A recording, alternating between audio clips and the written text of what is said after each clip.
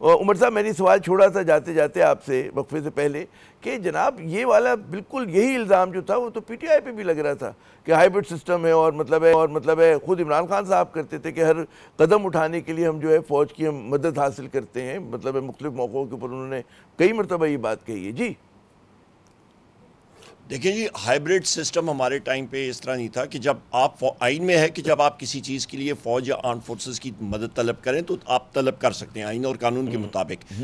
جس وقت آپ کو ایجنسیز کو یا اور اسٹیبلشمنٹ سے مراد فوج یا آرم فورسز کو کسی چیز میں ڈیسیجن میکنگ میں لانا پڑتا ہے تو ایک طریقہ کار کے تحت آپ ان سے کنسلٹ کرتے ہیں نیشنل سیکیورٹی کے معاملوں میں، باقی چیزوں میں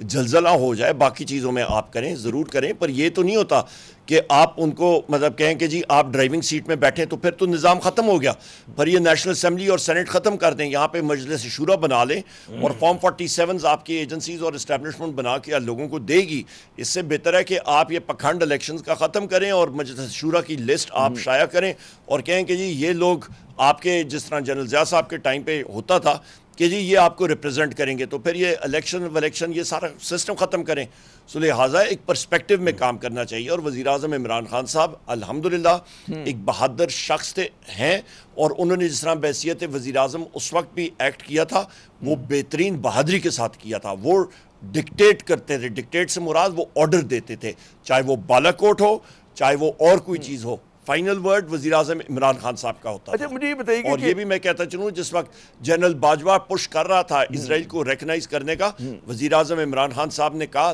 نیور، نہیں ہوگا. کیا اس بات میں واقعی حقیقت ہے یہ جو آپ نے کہا ظاہر کے بعد صحافی یہ دعویٰ کر رہے ہیں کہ جی جنرل باجوہ کوشش کر رہے تھے کہ اسرائیل کی کم از کم ان سے تعلقات جو ہیں ان کو انگیج کیا جائے؟ حامد میر صاحب نے کئی اپنے پروگرامز کیے ہیں اس پہ. تو وہ تو خیر حامد میر صاحب نے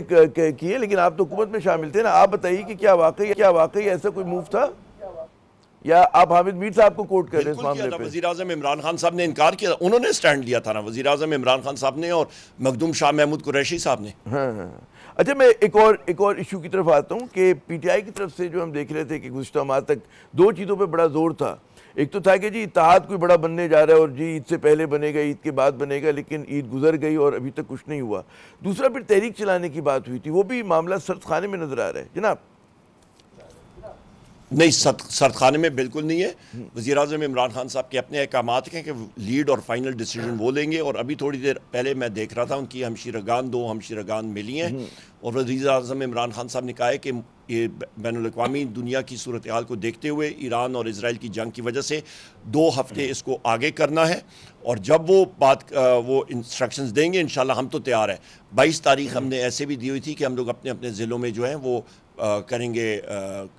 ریلیز نکالیں گے اور ہم لوگ اپنا احتجاج کیا بلکہ ایک سولیڈیرٹی کے لیے اور بجٹ کے خلاف ہم لوگ ضرور کریں گے، ریلیز نکالیں گے، اور جو فائنل کال ہوگی وہ وزیر اعظم عمران خان صاحب کی مرضی سے ہوگی. اتحاد ہمارا انٹیکٹ ہے، بیچ میں یہ پاکستان ہندوستان کی جنگ آ گئی تھی. درست. مجھے ایک سوال ہے کہ کئی مرتبہ آپ لوگوں نے مطلب لانگ مارچ کی کوشش کی، دھرنا دینے کی کوشش کی، تو حکمت عملی جو ہے وہ آپ کی کامیاب نہیں رہی. تو کہتے ہیں نا کہ آدمی جو ہے اپنے تجربے سے سیکھتا ہے، پھر کوئی نئی حکمت عملی کی طرف جاتا ہے. تو ہم دیکھ رہے ہیں کہ تحریک انصاف وہی چیزیں بار بار کر رہی ہے اور اس میں ظاہر ہے کہ نقصان بھی ہو رہا ہے، مقدمات بھی بن رہے ہیں، لوگ آپ کے جو ہیں وہ جیلوں میں بھی جا رہے ہیں. تو یہ کبھی سوچا آپ نے کہ جی حکمت عملی بدل کے دیکھیں، بات چیت پہ زیادہ ہم اسٹریس کریں، وہ جو کورڈ طریقے سے مطلب ہے آپ بات کر سکتے ہیں، حکومت سے بھی ہونی چاہیے، اسٹیبلشمنٹ سے جو بد اعتمادی ہے اس کو دور ہونا چاہیے تاکہ معاملات آگے بڑھیں پاکستان کے مفاد میں. جناب ہماری اس میں پلاننگ میں کسی میں کوئی وہ خلل نہیں تھا.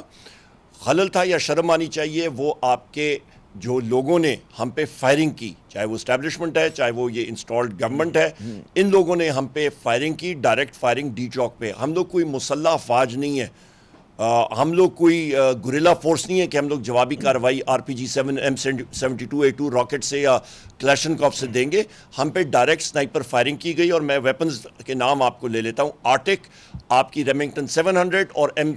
آپ کی M60 مشین گن 7.62، یہ سارے ان کیلیبرز 7.62x51 یہ سارے کیلیبرز تھے. نائٹ ویژن تھا ان کے اوپر اور تھرمل امیجنگ تھی. اس کے ساتھ انہوں نے ہمارے لوگوں کو ٹارگٹ کیا. میں ڈی چوک میں تھا، میں آئینی شاہد ہوں اس ساری چیز کا.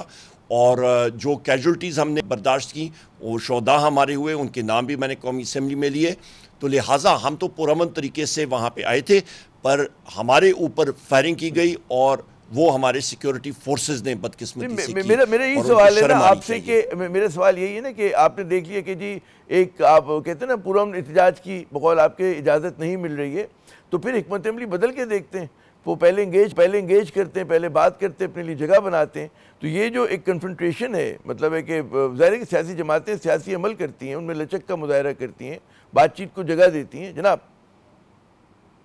درست بات ہے آپ کی، پر میں پھر ریپیٹ کرتا ہوں عامر جا صاحب، ہم لوگ کوئی لے تو نہیں ہے یا پھولوں کا گلدستہ اٹھا کے کسی کے دروازے در پہ جائیں اور کہیں جی ہم لوگ آ گئے حاضر ہیں مذاکرات کریں. جب لوگ سیریس ہوں گے ان کو پتہ لگے گا ابھی یہ بجٹ انہوں نے جو پیش کیا یہ تو ڈیڈ آن ارائیول بجٹ ہے، اس پہ مہنگائی کا جو ابھی طوفان آنے والا ہے اور جو لوگ نکلیں گے پھر آپ دیکھیں گے کہ کس طرح. یہ خود میری ایک بات آپ یاد رکھیے گا،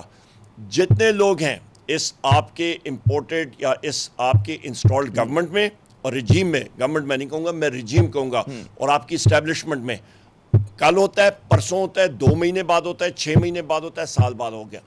خود یہ وزیراعظم عمران خان صاحب کے پاس جائیں گے اور کہیں گے کہ جی آپ ابھی ملک کو اس دلدل سے نکالیں. یہ میری بات یاد رکھیے گا. اچھا چلے، وہ آپ کی امید بالکل سر آنکھوں